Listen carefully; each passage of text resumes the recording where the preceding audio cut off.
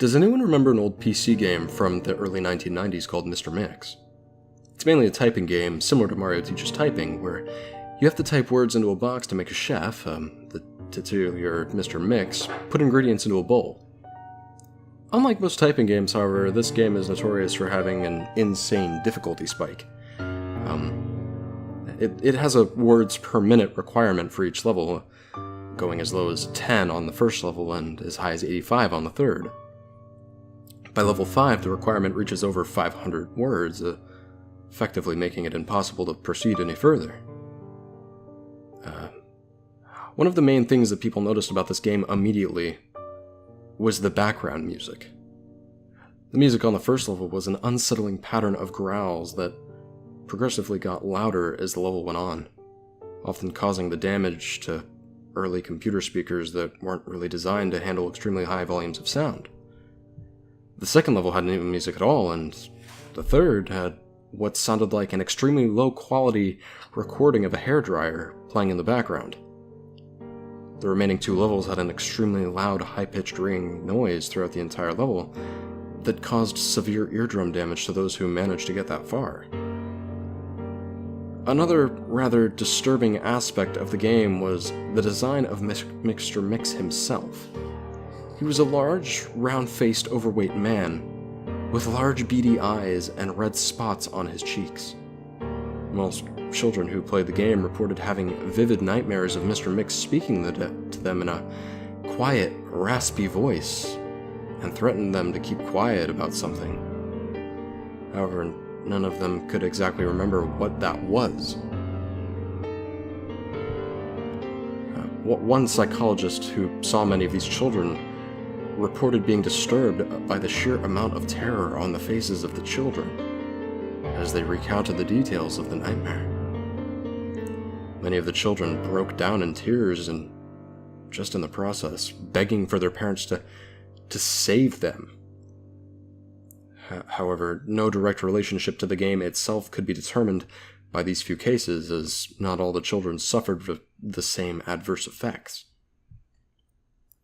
For obvious reasons, the game didn't really sell very well.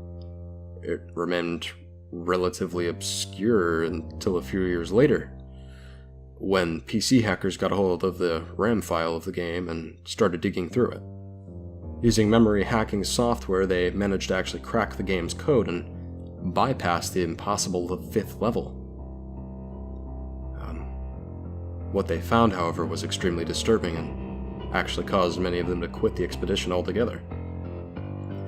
According to the reports from these hackers, what they left behind, the game behaves very strangely in the 5th level as it's bypassed. The game crashes violently and closes, writing a bunch of files to the user's System32 directory to the point where the RAM was almost completely filled. These files are reportedly pictures of people with horribly deformed faces appearing to scream in pain and agony, with their eyes appearing to be bleeding from their tear ducts, and the outer layer of skin torn completely clean off in multiple pieces. If the user attempts to delete any of these files, the computer will violently crash and blue screen, causing permanent, irreparable damage to the user's system and hard drive. The hackers found that this was caused by a lone byte in the game's RAM file, triggered when the 5th level was completed. After removing this byte, they were able to proceed to the 6th and final level. Unfortunately, all of the original hackers declined to discuss what they saw in the final level.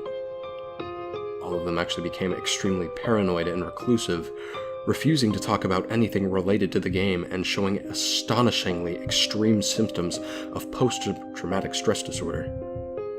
Some of them ceased to be able to form coherent sentences within a week, and within a month, all of them went missing. All remaining copies of the game were destroyed, and to this day no one knows what in that game that caused so much psychological damage. And to tell you the truth, maybe it's better that way. 2 years after this incident, a man was arrested after trying to kidnap an 8-year-old girl from a grocery store. Through DNA and fingerprint analysis, this man was actually identified as one of the original hackers who viewed the final level of the game. He was wearing a white chef's hat and had a look of unspeakable malice and insanity on his face. When interrogated, the man would only say one thing: "I'm Mr. Mix." Shh.